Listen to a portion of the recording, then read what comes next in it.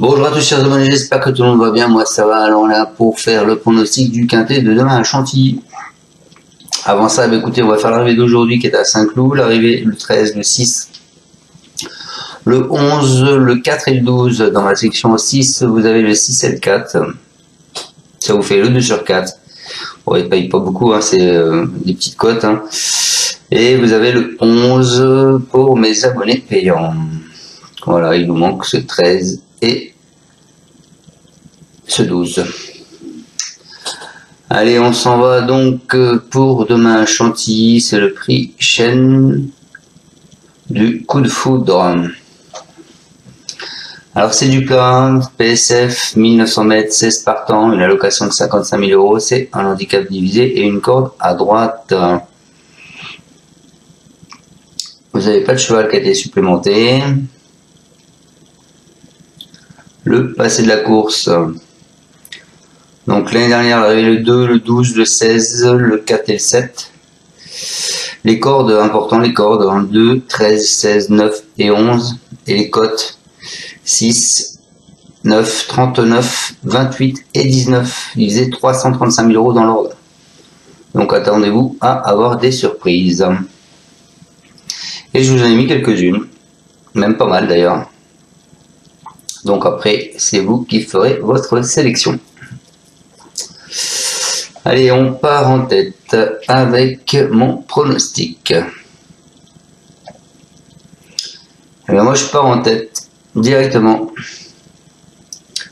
avec le 12 des traders. Il est très expérimenté ce cheval. Hein. Ce concurrent de Stéphane Wattel va prendre part à la 17e course de sa carrière. Il a fait preuve d'une belle régularité au cours du premier semestre. Il semble marquer le pas comme le montrent ses deux dernières performances. Il a fait 7, 9e et 7e. Bon, cette fois-ci, son entraîneur le raccourcit par rapport à ses dernières courses. Il a une livre de moins. Je pense qu'il peut faire la différence. Ensuite, je vous ai mis le 5 qui est First Dance. Lui, c'est un pensionnaire de Fabrice Chappé. Il avait laissé entrevoir un joli potentiel à 2 ans, comme le prouve sa 2e place dernière Bartel lauréate de Saint-Alary. Depuis, sur le parcours qui nous intéresse, elle n'a toutefois pas pu confirmer cette année. Elle enseigne les échecs, mais je pense que c'est une jument qui a été pris de malchance et que si M. Chappé insiste, c'est qu'il doit y avoir une raison. Ensuite, je vous ai mis le 6 d'Alzing Jewel. Lui, dès son arrivée en France, cette concurrente Godolphin a ouvert son palmarès au Langon avant de confirmer à Strasbourg. Puis, elle a prouvé qu'elle pouvait monter de catégorie.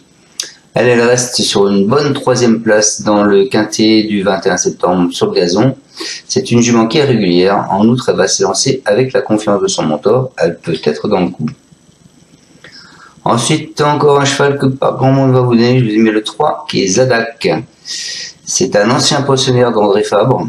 Il a effectué une rentrée honorable après sa castration sous la houlette d'Henri Alex Pantal lors de son unique tentative dans un quintet plus le 1er mai à Saint-Cloud, où il avait joué de malchance, mais il avait toutefois quand même laissé une bonne impression. Je retrouve dans sa catégorie, il a aussi lui une livre de moins, et je pense qu'il mérite notre confiance.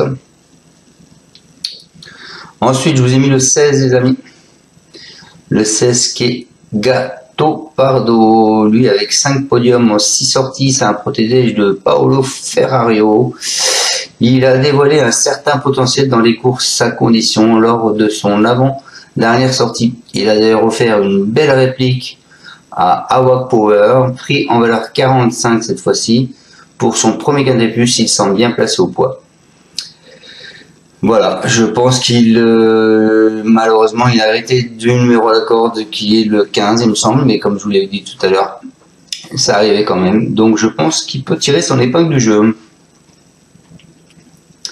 Et ensuite, et pour finir ma section 6 sur internet, je vous ai mis le 9 qui est Nobleman. C'est un protégé de Jean-Bel Roumel, Il est tout simplement irréprochable depuis qu'il évolue sous la houlette de Christophe Escuder.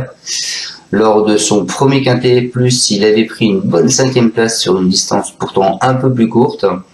Il a depuis confirmé sa compétitivité à ce niveau en se classant 2e de la course de référence.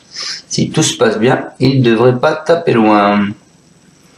Donc je répète ma sélection les amis. En tête, je vous ai mis le 12 qui est des traders. Ensuite, je vous ai mis le 5, The First Dance. Ensuite, le 6, Dancing ou Jewel. Ensuite, le 3, Zadak. Ensuite, le 16, Gato Pardo. Et pour finir ma section, je vous ai mis le 9, Nobleman. Donc, à savoir que le 12, il accorde 11. De toute façon, on va aller faire les cordes. On va aller vous faire les avis des entraîneurs. Comme ça. Allez, on est parti avec les avis des entraîneurs. On commence par le 12. Donc le 12, c'est des traders, c'est Stéphane Moitel.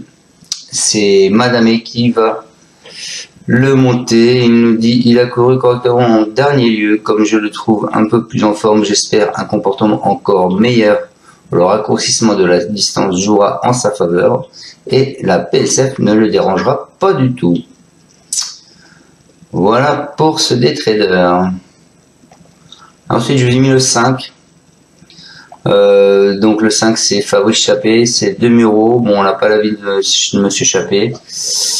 Elle va découvrir le handicap tout en revenant sur la PSF, une surface sur laquelle elle s'est déjà très bien comportée. La distance est dans ses cordes et si elle peut bénéficier d'un bon parcours, non loin du groupe de tête, elle peut lutter pour une place.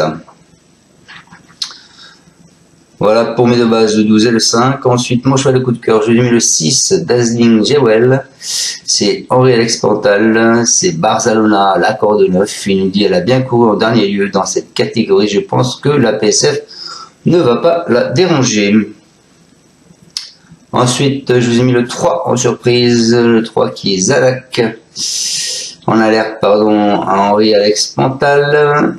Tony Picon, il nous dit elle ne s'est pas mal comportée en dernier lieu où c'était une rentrée après castration. Donc je pense qu'il va être montré en condition sur cette course.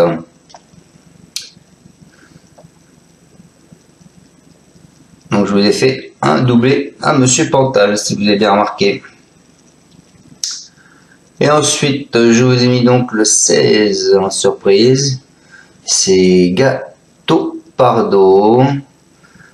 C'est donc Guarniri. C'est Mademoiselle Paco. Il est en appréciant le bon terrain. Il va découvrir le handicap, mais pour lui, son métier et son attitude à la PSF. Son petit poids sera un atout, mais il doit composer avec le 15 dans les stalles, ce qui compliquera sa tâche. Si l'épreuve est sélective, il peut accrocher une place à l'issue d'un parcours sans encombre. Et donc, pour finir ma section, je vous ai mis le 9, qui est Nobleman.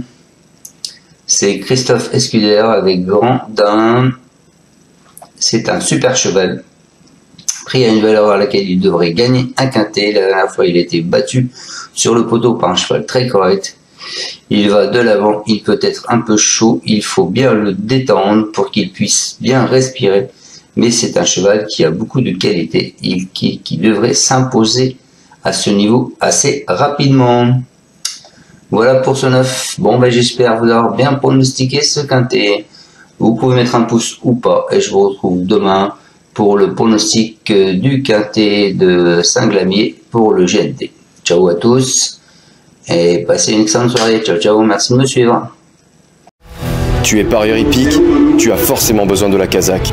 La Kazakh, c'est l'outil indispensable des parieurs hippiques, avec plus de 60 filtres en temps réel et la possibilité d'affiner tes pronos et trouver ton cheval gagnant.